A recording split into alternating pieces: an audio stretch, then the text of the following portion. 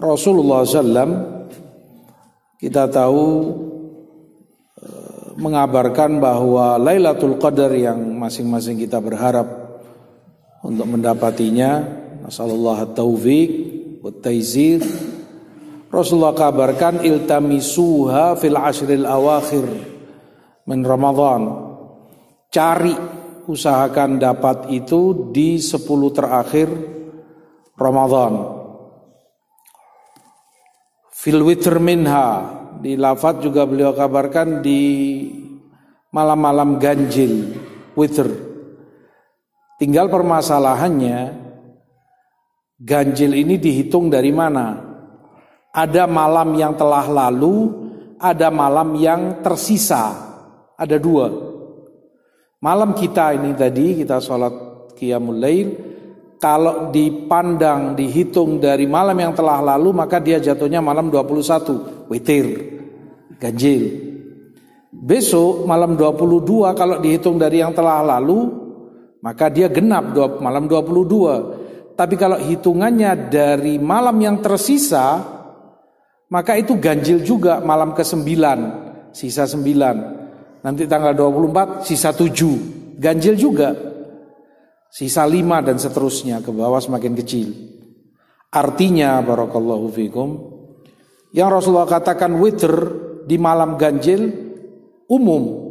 Bisa itu ganjil dalam pengertian malam yang telah lalu atau ganjil dari malam yang tersisa.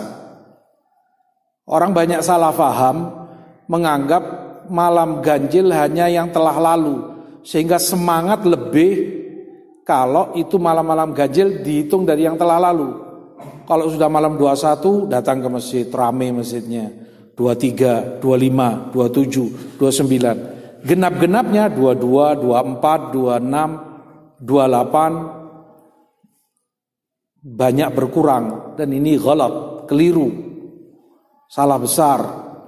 Menganggap ganjil hanya pada yang telah lalu, dan salah. Rasul katakan nggak tahu, fil witr, tidak diketahui. Apalagi seperti Syekh Utsaimin sebutkan, malam-malam Lailatul Qadar itu jumhur ulama mengatakan pindah-pindah, entah di mana dia berada. Kadang tahun ini di 21, kadang di 25, kadang di 24, kadang di 22. Wallahu a'lam di mana dia berada. Sehingga yang seharusnya kita tetap bersemangat, tetap berusaha mendapatinya, tidak membedakan antara malam 21 dengan 22, 23 dengan 24 dan seterusnya.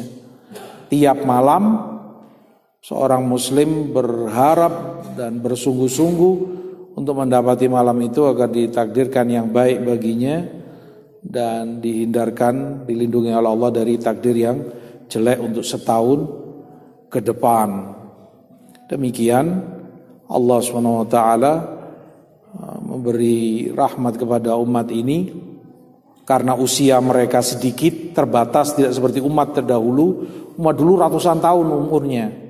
Umat ini 60, 70, jarang yang lebih dari itu.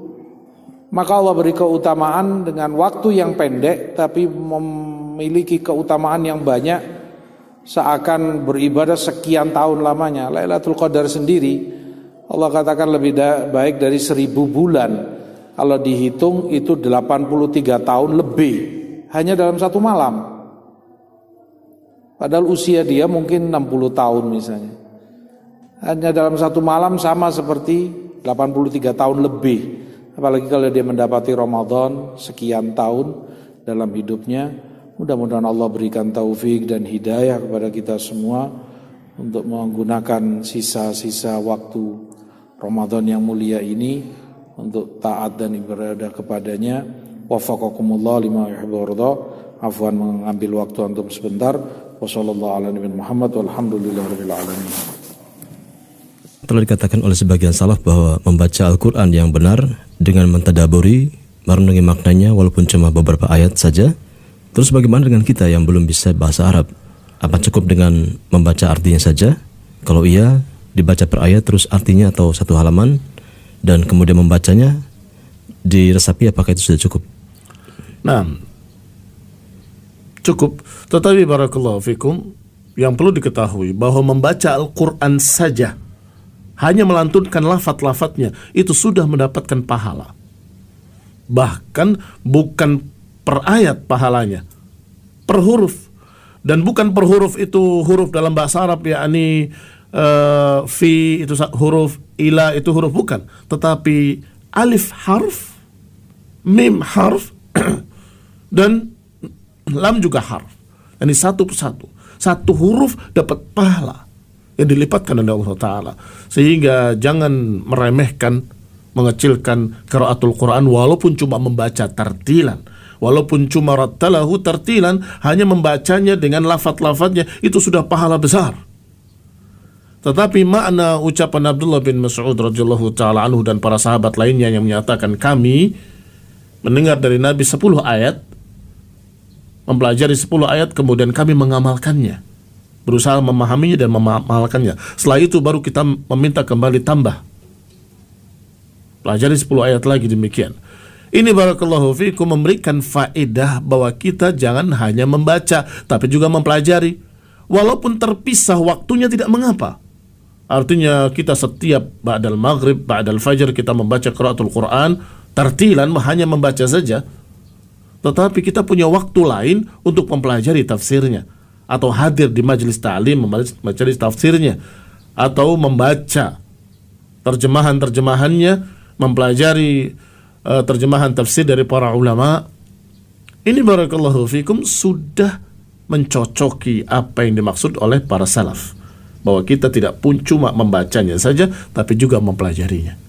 Sehingga tidak harus pada satu waktu baca ayat, lihat pelajari terjemahannya, baca lagi, nggak harus seperti itu. Walaupun seperti itu juga bagus, tetapi tidak mengapa untuk membacanya dengan bacaan tartil, dan itu ibadah, mendapatkan pahala setiap hurufnya, Masya Allah. Dan kemudian harus ada waktu pula untuk mempelajari Al-Quran. Barakallahu fikum.